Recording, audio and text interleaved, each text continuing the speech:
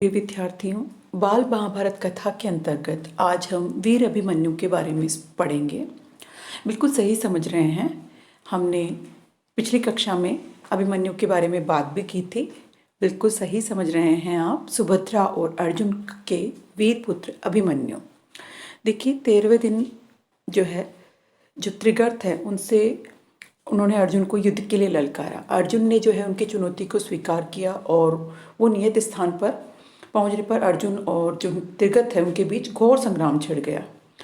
अर्जुन की दक्षिण की ओर चले जाने के बाद द्रोणाचार्य ने क्या किया? चक्रव्यूह की रचना की।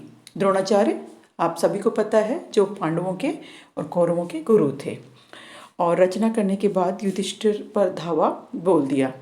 युधिष्ठिर की ओर से भी भीम, सात्यकी और अन्य जो वीर योद्धा थे, सभी जो थे वो द्रोणाचार्य के आक्रमण की बाढ़ को रोकने की जी तोड़ कोशिश करने लगे। लेकिन द्रोणाचार्य जो है वो रुक नहीं पा रहे थे। तो अब प्रश्न ये देख कर के महारथी जो है सभी चिंता में पड़ गए। सुभद्रा के पुत्र अभिमन्यु अभी बालक ही थे, लेकिन अपनी रणकुशलता और शूरवीरता के लिए बहुत अति प्रसिद्ध हो चुके थे। लोग उसको कृष्ण और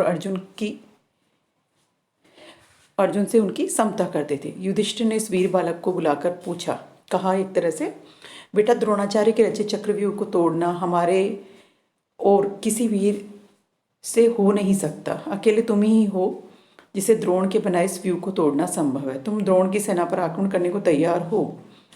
तो बड़ी वीरता के साथ देखिए अभिमन्यु क्या कहता है, महाराज इस चक्रव्यूह में प्रवेश करना मुझे आता है, लेकिन उसके बाद कोई संकट आ गया तो व्यूह से बाहर निकलना मुझे याद नहीं है। युधिष्ठिर कहते हैं, बेटा व्यूह को तोड़कर एक बार तुम भीतर प्रवेश कर लो, तुम जिस तरफ से तुम आगे बढ़ोगे हम तुम्हारे पीछे हो लेंगे। युधिष्ठिर की बातों का समर्थन करते हुए भीमसेन भी यही कहते हैं कि हम आपके पीछे चलेंगे।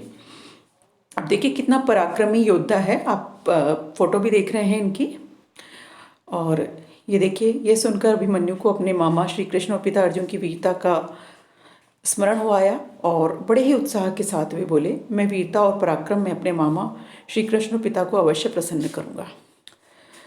यह देख द्रोणाचार्य के रथ की ध्वजा और उसी रथ की ओर चलाओ, वो कह के अभिमन्यु की आज्ञा मानकर उनका सारथी उन्हें उनका रथ उधर ही ले चला और देखते देखते वे चक्रव्यूह में प्रवेश कर जाते हैं। और चक्रव्यूह में प्रवेश करके चक्रव्यूह तोड़ देते हैं। काफ़ी मजबूत था और वो टूट भी जाता है। कौरव सेना आर्त स्वर में हाहाकार कर उठती है।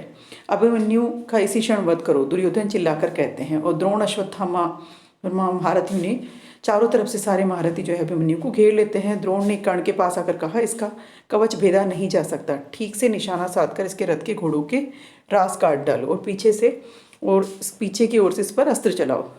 कर्ण ने भी यही किया, पीछे की ओर से बाण चलाए। अभिमन्यु का धनुष कट गया। कहने का मतलब ये है कि अभिमन्यु पर एक तरह से धर्म संगत तरीके से उन लोगों ने आक्रमण नहीं किया,